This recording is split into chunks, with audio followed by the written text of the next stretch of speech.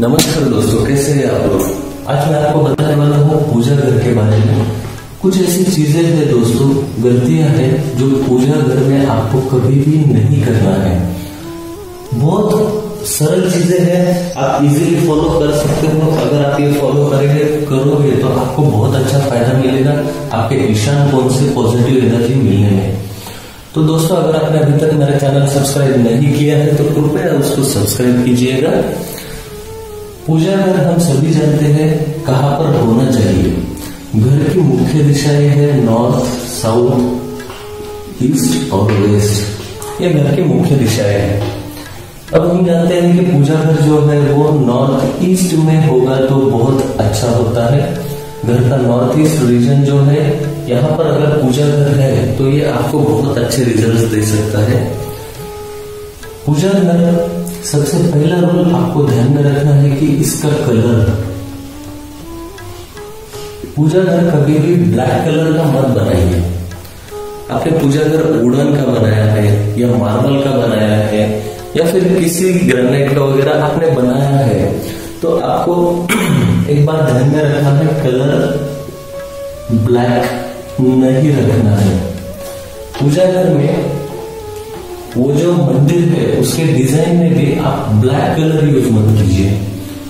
अगर north east में आपका पूजा घर है तो आप यहाँ पर नॉर्थ ईस्ट डायरेक्शन के हिसाब से कलर यूज कर सकते हो। ब्लैक कलर यूज करना आपको कंप्लीटली अवॉइड करना है। ये आपको सबसे पहली बात ध्यान में रखना है। या फिर आपके पूजा घर में आप जो कुछ सामान रख रहे हो, पूजा घर के नीचे पूरा मतलब समझिए आपने वहां पर रखा है आपका अगरबत्ती का है या और कुछ सामान वहां पर रखा है जो आपको पूजा के लिए लगता है, तो उसमें कुछ ब्लैक कलर की चीजें हैं तो वहां पर रखना अवॉइड कीजिए। और पूजा घर का कलर तो आपको ब्लैक रखना ही नहीं है, ये ध्यान में रखना है। दूसरी बात ये है दोस्तों कि जो हम फूल अर्पण करते हैं भगवान को, वो फूल एक दिन में सूख जाते हैं। फूल हो या फिर जो भगवान के नीचे हम कपड़ा बिछाते हैं उसके ऊपर भी डस्ट बैठती है। तो सबसे पहले ये जो फूल है ये एक दिन से ज्यादा आपको रखना नहीं है। अगर आपको जल्दी है, आप उस दिन पूजा नहीं कर पाओगे तो आप नहाने के बाद ये फूल निकाल दीजिए। ऐसा कंपल्सरी नहीं है कि आपको वहां पर बैठ के पूजा करके वो फूल निकालना है, पूजा करना ही है, लेकिन आप फूल निकाल दीजिए वहां से। ये फूल 4-4, 5-5 दिन वहां पर पड़े नहीं रहना चाहिए क्योंकि ये सूख जाते हैं तो ये बहुत ज्यादा मात्रा में निगेटिव एनर्जी क्रिएट करना चालू करते हैं। हम जानते हैं कि फ्लावर पॉट्स जो होते हैं, नॉर्मली फ्लावर पॉट्स के लिए भी हम ये बताते हैं कि फ्लावर पॉट में अगर आप ओरिजिनल फ्लावर्स रख रहे हो तो उसको डेली चेंज करना बहुत जरूरी है। क्योंकि अगर वो जो फूल है वो सूख जाते हैं तो वो बहुत ज्यादा मात्रा में नेगेटिव एनर्जी क्रिएट करते हैं। तो फूल, सूखे हुए फूल कभी भी नहीं रखना है। फ्रेश फ्लावर्स आपको वहां पर रखना है, ये ध्यान में रखना है। अगर सूखे हैं तो वो निकाल लीजिए। या फिर आपने वहां पर तोरण लगाया है, तोरण मतलब जो दरवाजे के ऊपर हम अशोक के आम के पत्ते का लगाते हैं, वो पत्ते सूख गए थे तो वो भी आपको निकालना है। सूखी हुई चीजें यहाँ पर नहीं रखना है, फूल हो पत्ते हो, ये बेसिकली आपको ध्यान में रखना है। जो भगवान के नीचे कपड़ा होता है वो कपड़ा गंदा नहीं होने देना है, उसको आपको रेगुलरली चेंज करना है। क्योंकि वो क्या होता है, हम एक बार यूज करना चालू करते हैं, किसी फेस्टिवल में लेकर आते हैं हम नया कपड़ा, तो वो हमेशा के लिए वो ही यूज करते रहते हैं। तो वैसा नहीं करना है। वो कपड़ा आपको हमेशा चेंज करते रहना है। उसको, आपके पास 2 कपड़े हैं तो वो आप डेली उसको वॉशिंग के लिए डालिए, दूसरा यूज कीजिए, लेकिन उसको गंदा नहीं होने देना है। दोस्तों, ये चीजें मैं आपको क्यों बता रहा हूँ, क्योंकि ईशान कोण या पूजा घर एक ऐसी चीज होती है, ऐसा प्लेस होता है घर में जहां से बहुत पॉजिटिव एनर्जी घर के हर एक मेंबर को मिलती है।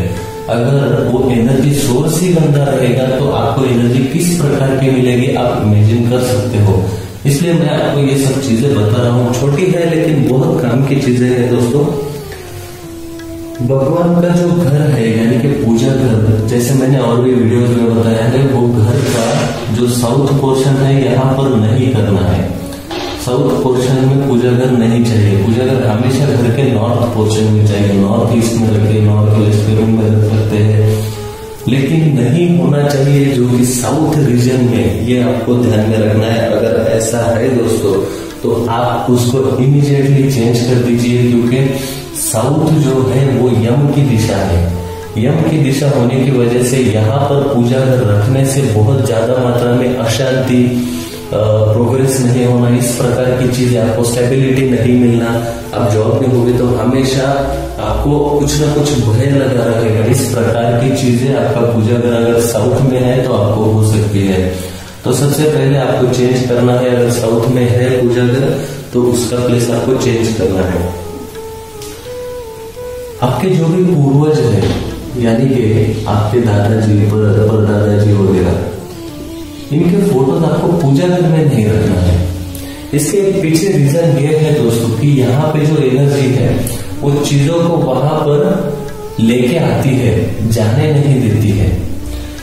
तो जो लोग गुजर गए हैं उनके फोटो अगर हम पूजा घर में रखते हैं तो उनको गति नहीं मिलती है। गति मिलना मतलब जो हिंदू धर्म में कहते हैं कि मरने के बाद में जो जर्नी होती है वो उसको कहते हैं गति मिलना। तो अगर आप पूजा घर में ये फोटो रखते हैं तो उनको गति नहीं मिलेगी। जो भी लोग गुजर गए हैं उनके फोटो आपको घर के जो साउथ रीजन है वहां पर रखना है, ये ध्यान रखना है। ये साउथ रीजन है, मोस्टली जो यहाँ से यहाँ तक का साउथ है, आप इस वॉल पर कहीं पे भी फोटो लगा सकते हो। दोस्तों फिर लोग क्वेश्चन पूछते हैं, सर हम हमारे ड्राइंग रूम के साउथ वॉल को लगाए क्या, सर हम हमारे किचन के साउथ वॉल को। दोस्तों ध्यान में रखिए, ये पूरा घर है, घर के साउथ वॉल में, इसमें आपके अलग अलग रूम्स है, तो ये पूरे घर का साउथ वॉल है, ना कि कंपाउंड वॉल का। आपका जो बिल्डिंग है उसका साउथ वॉल है, ये साउथ वॉल को आप वो फोटो लगाकर रख सकते हैं। इससे आपको उनका आशीर्वाद मिलता रहेगा। जैसे कि पितृदोष वगैरह होते हैं तो उसका ज्यादा इम्पैक्ट भी नहीं होगा, इसलिए आपको यहाँ पर उनके फोटो रखना है, ना कि पूजा घर में। ये बहुत महत्वपूर्ण है दोस्तों, ये नियम आप ध्यान में रखिए।